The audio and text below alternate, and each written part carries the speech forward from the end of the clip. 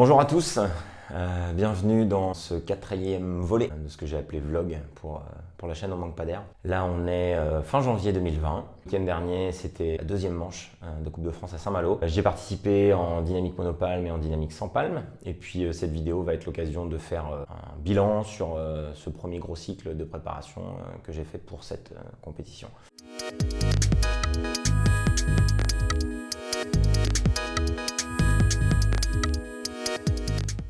Après 2 ans passés dans le sud, de nouveaux projets s'ouvrent pour moi et aujourd'hui je suis en train de m'installer en Bretagne, dans la banlieue de Rennes. C'est toujours compliqué en fait de devoir changer de club, de devoir changer ses habitudes d'entraînement. C'est quelque chose qui impacte le mental parce que ça amène une charge dans l'organisation, dans la logistique qui est importante. Je suis passé pendant 3 mois au sein de 2 clubs en Mayenne.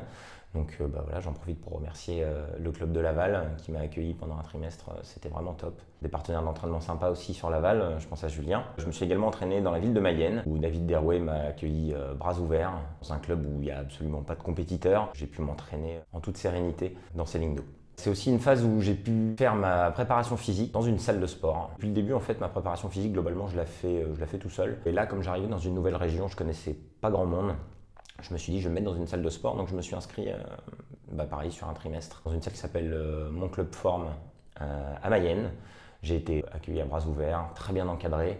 J'ai fait des super séances et j'ai bien progressé là-bas, donc merci Mon Club Forme, c'était vraiment super. Ce premier trimestre m'a amené à une première échéance où j'étais à Vannes pour ma compétition régionale, fin décembre, mi-décembre. J'y allais pour faire un peu une prise de marque sans affûtage particulier, donc j'étais aligné sur le DIN mono et la brasse. C'était aussi pour moi une espèce de remise en route de la compétition pour cette nouvelle saison. J'ai bien fait parce que sur ma première perf, j'ai oublié mon plan de coup. Il est resté sur mon tapis de yoga.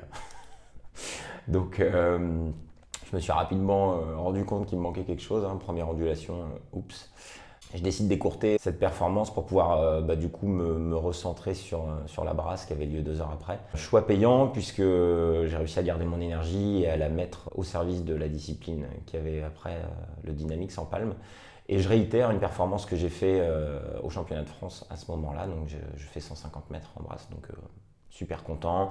Ça valide les choix d'entraînement, ça valide le fait que malgré que j'ai changé toute ma structure d'entraînement, ça fonctionne. C'est annonciateur pour la suite. Là, j'ai à nouveau déménagé pour des raisons perso. Je suis en ce moment en région normande. Je suis accueilli par le CSG, la section nage avec palme du club de Gravenchon. Ça me permet de travailler aussi la partie technique en ondulation avec Thomas Chastani. Donc ça, c'est super. Et là, je sors donc de Saint-Malo. Deuxième manche de Coupe de France. On s'est déplacé en famille, avec mes parents, ma femme. C'est toujours top. Moi, j'aime bien avoir mon entourage autour de moi. En week-end de compétition, donc c'est le moment aussi de passer du moment en famille, les jours, les heures pré-compétition.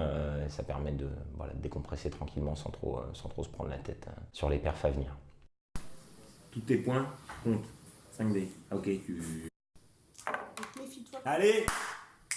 Le bassin de Saint-Malo, c'est un bassin qui est chouette. C'est un beau bassin de 50 mètres, quasiment à fond plat. C'est agréable quand on fait des performances en dynamique parce qu'il n'y a pas trop à se soucier de la prise de profondeur ou pas pendant la nage. Le dimanche, du coup, j'arrive sereinement. Le staff a bien géré parce qu'ils nous ont, en tout cas de mon point de vue, moi je fais pas d'apnée statique. Et souvent, en tant que compétiteur, quand on ne fait pas d'apnée statique et que l'inscription est à 8 h du matin, on se retrouve à passer en dynamique autour de midi, 13 h. C'est une grosse phase d'attente, 4-5 heures, et c'est compliqué à gérer, notamment au niveau digestion. Et là, le staff d'organisation de la compétition a mis en place un deuxième créneau d'inscription vers 11 h 30. Et ça, c'est super. Si ça pouvait être fait plus souvent, c'est juste génial en termes de gestion de compétition pour nous en tant qu'athlètes. Du coup, moi, je venais à Saint-Malo pour m'exprimer en monopalme. Je venais de terminer un cycle complet. J'étais prêt, affûté pour Saint-Malo. C'était aussi le moment de tester une nouvelle combinaison d'apnée dynamique pour moi. J'ai Epsilon qui maintenant me supporte au niveau des combinaisons d'apnée dynamique en piscine avec la Abyss, qui est une combinaison sans zip. Je la teste pas depuis longtemps puisque j'ai ce partenariat tout récent. Mais voilà, les premiers entraînements étaient vraiment prometteurs et le week-end que j'ai passé à Saint-Malo avec était vraiment agréable et c'est une combinaison qui est super confortable avec une belle glisse. Donc je suis super content de cet équipementier français et de ce choix de matériel. Alors la performance en monopalme à Saint-Malo, ça s'est bien passé. J'ai vraiment eu des bonnes sensations. C'était une belle apnée du début à la fin. Les sensations étaient je dirais vraiment proche de ce que j'ai pu vivre à Limoges en mai 2019. C'est très rassurant pour moi parce que ça veut dire que je peux commencer vraiment à faire confiance à mes sensations, que ce soit dans l'envie de respirer, que ce soit dans la charge lactique au niveau des jambes et dans le ressenti de l'hypoxie qu'on a en fin de performance. Dans ma tête, je m'étais dit, en fonction de comment je me trouve à 200 mètres, je vais jusqu'au mur, enfin en tout cas à la ligne des 25 mètres suivants. Je suis dans un bon état de forme à 200 mètres et donc je réengage ma nage pour aller jusqu'à 225. Donc, je me suis pas vraiment posé de questions à 225, j'étais encore bien, hein, les indicateurs, en tout cas mon ressenti était toujours bon. Je sors à 225 en faisant un bon protocole solide, je suis vraiment content de ça.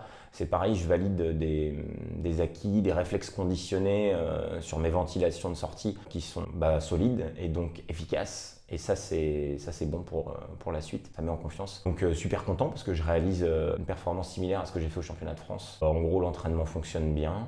Tout paye, c'est génial, je suis super content. En plus, en cadeau, j'ai France 3 qui m'interviewe, France 3 Région Bretagne qui m'interviewe, donc c'était vraiment chouette de pouvoir faire cette interview pour eux. Et voilà, ils m'ont pris quelques plans pendant ma préparation, donc ça met un petit peu la pression, mais voilà, je sais que je réagis assez bien à la pression, au bon stress en tout cas.